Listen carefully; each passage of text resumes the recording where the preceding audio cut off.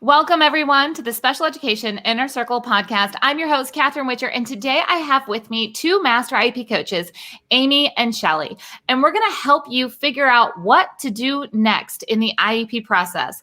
Whether you are a parent, a teacher, admin, therapist, you can take just some really simple, easy next steps that can make a huge difference as we leave 2020 behind and launch into 2021. So Amy and Shelley, thank you for being here today. Thank you for having me. All right, so we're going to start with Amy. And will you first tell us, Amy, how did you end up at an IEP table?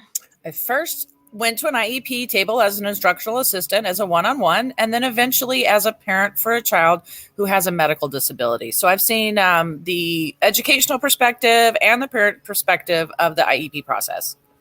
Yeah, and that's important to really know the other sides of the table. You know, regardless, if you just have one perspective, leaning in and learning other sides is really important. So if you're listening to this and you're like, I'm a parent, I have no idea what it's like to, be on the other side of the table, have a conversation, reach out and talk. It can make a huge difference to figure out what's going on that other side. So with that, Amy, share with us what people can do right now as we start to wrap up this year to transition into the next year.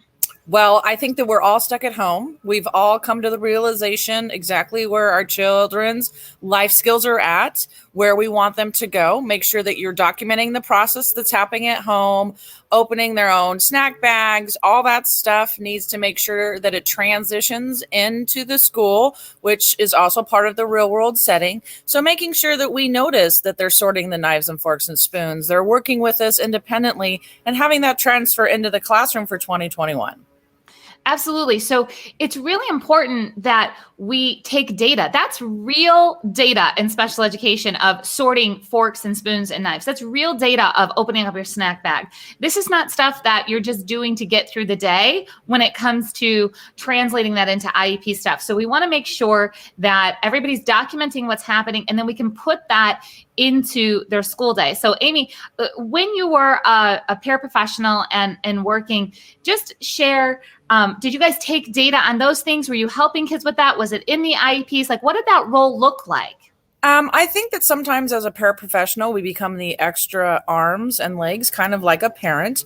And it takes a lot for a paraprofessional to step back and realize, no, they can open the straw, get it started, put it in the box, and making sure that they are using their abilities to their peers' levels. We don't need to be there sharpening the pencil, erasing for them, throwing their trash away. Those are skills that need to be honed and processed now so that in the future, they're able to do those things. I love that. In fact, I would have something like that written into the IEP in that training section to make sure that a paraprofessional knows what they're supposed to do. And, it's not about what they're not supposed to do, but it's another layer of what you're supposed to do in stepping back and building that independence. You're not there just to push them through. You're there to help them become independent. Right. And 9 out of 10 times, paraprofessionals and teachers are mothers, and all we want to do is mother and care provide. But at some point, we need to draw the line and make sure that they're becoming independent in their, skills. Absolutely. Oh, I love that so much. All right. So Shelley, tell us, how did you end up at an IEP table? I started out as a teacher. Well, actually, to be honest, I started out as a paraprofessional in the very first parts of my education career, and then decided, definitely want to do this whole teacher thing, and then became a special education teacher and sat at hundreds of IEP meetings over the course of my career and thought, I want to do something else. I want to do something a little bit different.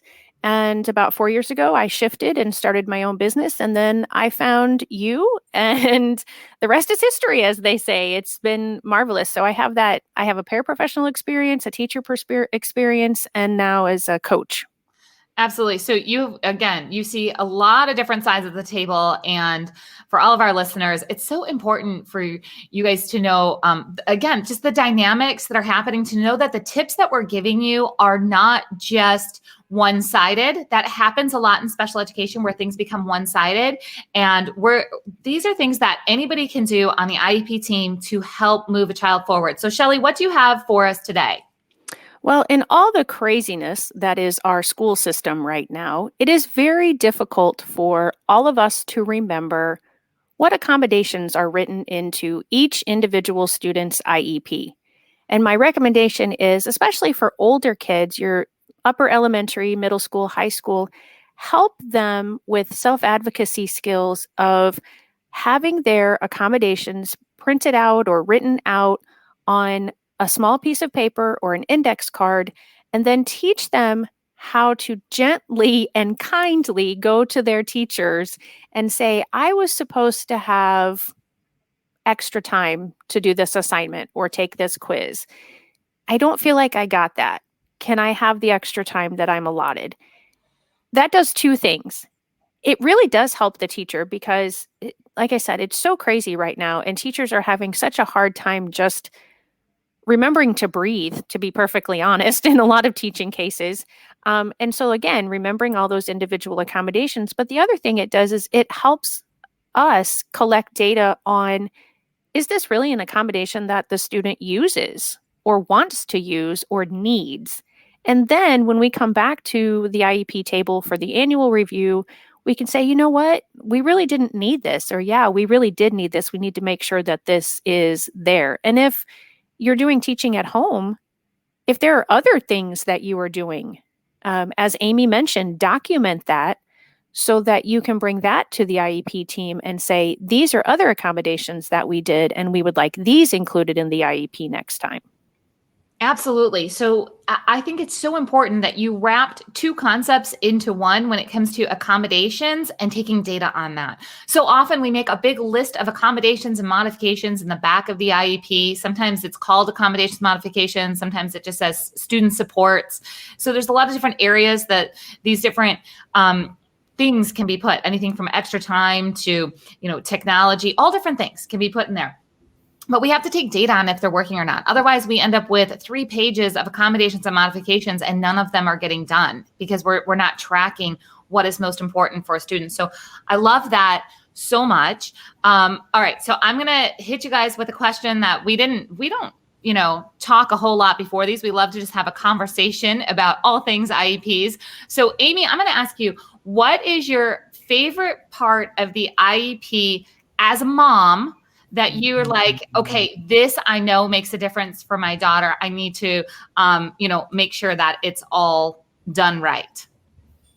I'm going to say the parent input statement. I think that that's a very strong place for me to put what our hopes and dreams were for her and where we saw her going and progressing, and making sure that everyone knew how we felt about it. And being open with them and accepting criticism and realizing that at some points our dreams may have been too high, but to shoot for the stars, because you as the parent are the string. So you need to make sure that you have that safety net when they miss the star. And I would say the parent input statement. It's where you can put down exactly what you want and how you feel and what progression you'd like to see your child take. Absolutely. So anybody who's like, what is this parent input statement or, place that she's talking about? Every IEP and every state, okay, this is not a state specific thing. This is under federal guidelines, and none of us are lawyers. We've just been doing this a really long time. So we're telling you where to look. We're telling you where all the good stuff is at.